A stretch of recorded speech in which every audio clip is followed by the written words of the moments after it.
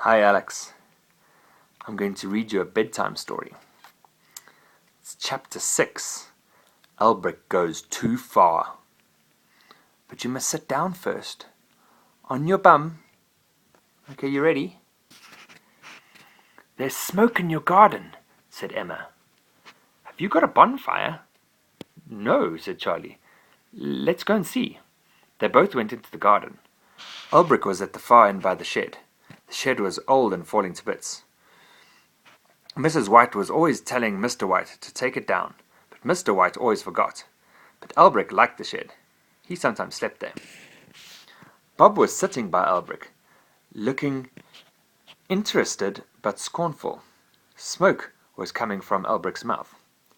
"Oh, hello," said the dragon. "I'm glad you've come too. Look at me. I'm breathing fire." Bob made a rude noise and began to wash his tail. "Well, I'm learning," said Albrecht. "You couldn't catch mice when you were as young as me, could you? Everyone has to practice." "Of course you have," said Emma. "Try again." Albrecht blew very hard, and the tip of his nose went red. "Good," said Charlie. "You're getting warmer." Albrecht was pleased. He took a deep breath to try again, but the smoke went the wrong way. He choked and gasped and spluttered. The cat thought this was very funny. He made another rude noise. The dragon got his breath back. "All right," he said very crossly. "I'll show you. You think I can't do it, but I can. Look." He drew his breath in and in and in until he looked twice his size. Then he blew it all out again in one huge woof. Flame and sparks shot out of his mouth. Emma and Charlie jumped out of the way. Bob yelled with fright and jumped onto the top of the shed. Albrecht grinned at him. "There! I told you I could do it. Look out! I'll do it again." He did it again, and this time flames were much bigger and sparks hit the roof of the shed. Bob yelled again and bolted. There was a loud crackle. The shed was on fire. "Now you've done it," said Emma. "It's all right," said Charlie. "Mama's hated that old shed anyway." But old Mrs. Smith saw the fire. She lived on the other side of Charlie's house.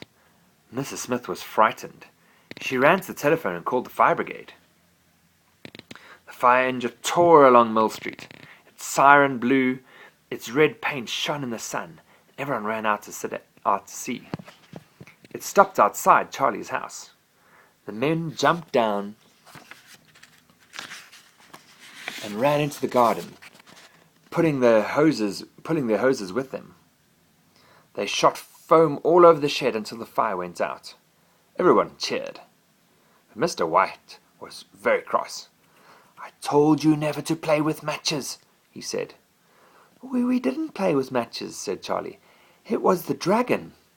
"Oh, poor kid," said his mum. "He's all upset. Never you mind, love. I never liked that shed anyway."